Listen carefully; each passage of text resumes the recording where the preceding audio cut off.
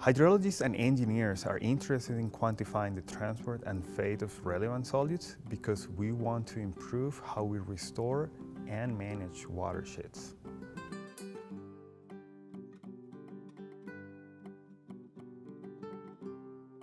To do this in a controlled way, we carry tracer addition experiments where we add dissolved salts or dyes to label and track water particles efficiently. By measuring the concentration of the added solutes over time and at different locations, we can quantify travel times, the amount of dispersion or spreading of the solutes, and the amount of reactivity when they undergo biogeochemical reactions such as uptake, decay, sorption, etc. The information collected in tracer additions is then coupled with mathematical models to generate comprehensive analysis of solute transport and reactivity.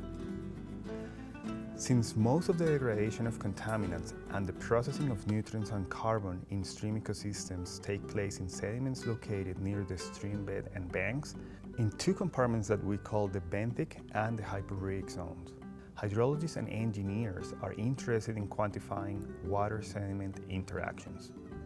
Over the last decade, we have been using a technique that seeks to mimic the injection and retrieval of binary nanoswitches to be able to separate the transport and fate of solutes between the main channel and the benthic and hyporheic zones. The key concept to keep in mind is this. Imagine that we inject a tracer in the surface water and that this tracer begins in state 0 and remains in that state unless it enters an environment with abundant sediments where it irreversibly transforms and registers state 1 thereafter. If we recover the count of zeros and ones resulting after a known initial number of zeros is injected, the concentration of particles still in state 0 would represent the amount of water that didn't enter the subsurface, whereas those recording 1 represent the fraction of water that interacted with sediments. Such tracer can thus provide information about the type of compartments through which water flows and also about the distribution of residence times associated with each compartment. Next, Justin is going to describe an analogy between the binary nanoswitches idea and a smart tracer technique that we have been using for over a decade now. So one tracer technique that acts similarly to our binary nano switch is the Rrizazarin and rezorufin system. Rrizazarin is a blue dye and can be thought of as the zeros in our analogy. Rezorufin is a red dye with distinct fluorescent properties from Rrizazarin, and thus it can be thought of as the ones in our binary system analogy. In the presence of microbial activity, Rrizazarin undergoes an irreversible transformation to rezorufin by losing an oxygen atom. Therefore, the injection of Rrizazarin and the recovery of Rrizazarin and rezorufin can allow us to understand solute transport and metabolic activity in the form of oxygen consumption in the stream. Due to its non-conservative nature, Rrizazarin is often injected with a conservative tracer. This provides information on conservative transport and allows us to distinguish them from reactive processes. The decoupling of conservative and reactive transport is key to enabling estimates of dilution, decay, and slug and continuous rate injections. Now that we have discussed the concept of using Rrizazarin and rezorufin in hydrology, let's now head to the lab for a demonstration of the transformation of Rrizazarin as a function of varying biomasses.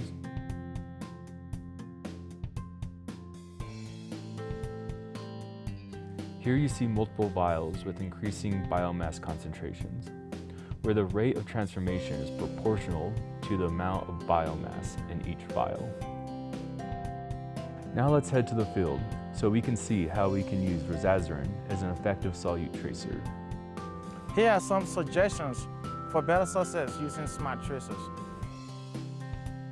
When looking for a site for using smart tracers, make sure that there is at least 100 meters between injection and where you sample.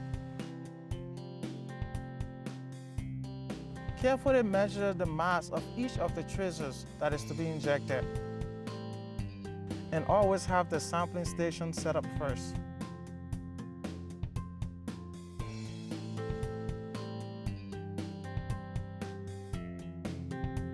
When preparing the injection, carefully stir the injected container until all of the tracers are dissolved. Always rinse the injection bucket into the river to assure that there is a perfect balance between the mass that is injected and the mass that is recovered. While sampling is being run, avoid disturbing sediments.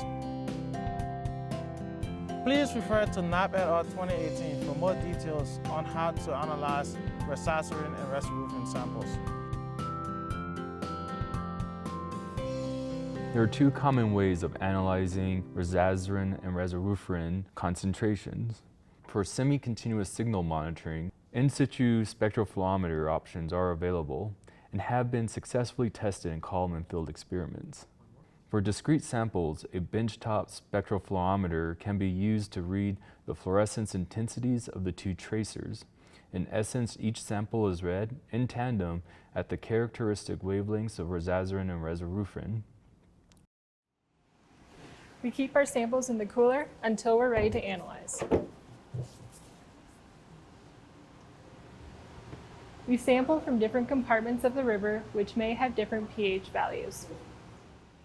Since fluorescence is dependent on pH, we have found more stable and reproducible results when all samples and standard solutions are buffered to a pH greater than 8 before analysis. To do this, we follow a 1:10 buffer to sample ratio. All samples and standard solutions must be analyzed at 2 excitation and emission wavelength combinations to separate rezasurin and rezorufin tracer concentrations. We recommend using 602 and 632 nanometers for rezasurin and 571 and 584 nanometers for rezorufin.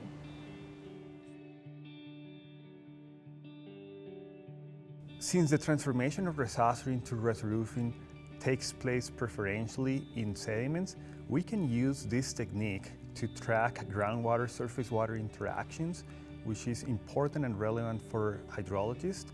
And we can use this tracer technique to quantify bulk microbial activity in rivers and, in some instances, estimate aerobic respiration with this technique.